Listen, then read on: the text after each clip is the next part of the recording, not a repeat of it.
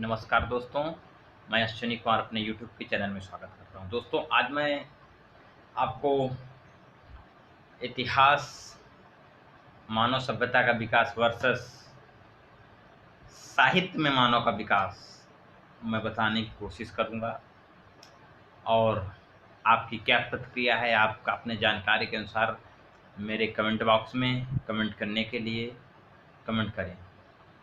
तो मैं ये सबसे पहले बताऊंगा, धर्मशास्त्रों के अनुसार हमारा 4 युगों को विभाजित किया गया है समयावधि को। सतयुग, त्रेता, द्वापर, कलयुग। सतयुग की उम्र 17,28,000 वर्ष बताई गई है। त्रेता युग की 12,96,000 वर्ष। द्वापर की 8,64,000 वर्ष और कलयुग की 4,32,000 वर्ष। ये आयु बताई गई है धर्मशास्त्रों के अनुसार। तो धर्मशास्त्रों के अनुसार ये आयु बताई गई है, लेकिन जो हमारा धर्मशास्त्र है ऋग्वेद का जो समय अवधि लिखा हुआ बोला जाता है, उसको 1,500 ईसा पूर्व लिखा गया है। और जितने हमारे पुराण हैं, 18 पुराण, उनकी वास्तविकता आज तक मुझे प्राप्त नहीं हुई कि वास्तविक में हरिवंश पुराण, विष्णु पुराण, सबसे ज़्यादा विष्णु पुराण को बहुत वरीयता दी जाती है कि विष्णु पुराण कब लिखा गया, इसका वास्तविकता से कोई संबंध नहीं है, कोई वास्तविकता समय अवधि नहीं प्राप्त होती है।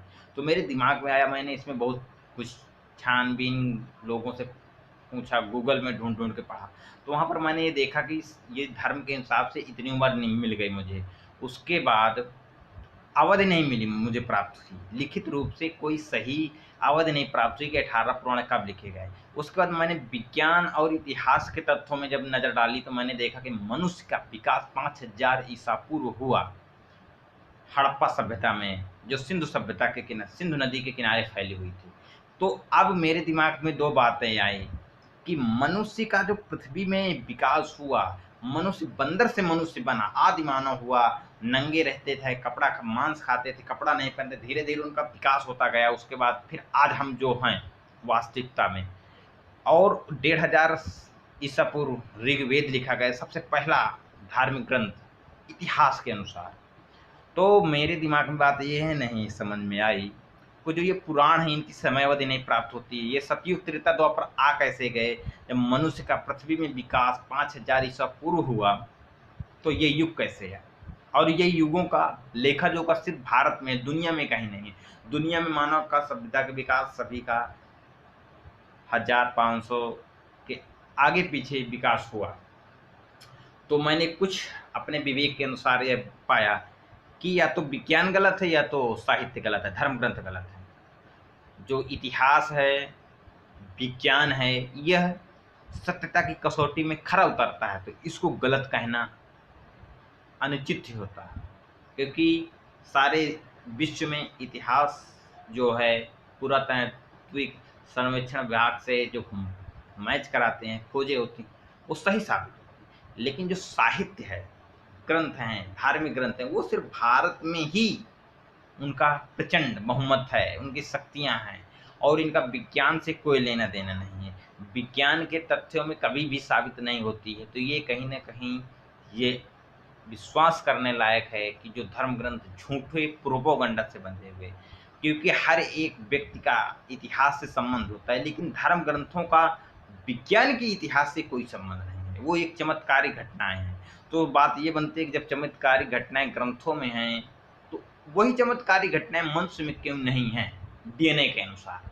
क्योंकि डीएनए इस बात को बताता है कि 1,000 साल पिछला डीएनए भी व्यक्ति के कभी भी आगे चल कर के वैसे प्रक्रिया करता है और चेंजमेंट करता है, म्यूटेशन करता है, परिवर्तन करता है, और वो समाज में परिवर्तन दिखता है। लेकिन अगर इतनी चमत्कारी घटनाएँ थी, तो वो कहीं न कहीं अब भी दिखना चाहिए, लेकिन कभी कहीं नहीं कोई घटनाएँ ऐसे दिखती हैं कि शक्ति है, वो हाथ उठा दे, हवा चल जाए। वो सिर्फ़ एक धर्म ग्रंथों में था। तो विज्ञान और धर्म ग्रंथ का धरती और आसमान का अंतर है। तो मेरी जानकारी के अनुसार जो मुझे प्राप्त हुआ, तो मैंने आप तक ये पहुँचाया कि युगों का समय अवधि किस प्रकार है, मानव सभ्यता का किस प्रकार है। अब आप पर डिपेंड करता है कि आप अपना विवेक लगा करके किस प्रकार एक विज्ञान की सत्यता की कसौटी में अपने आप को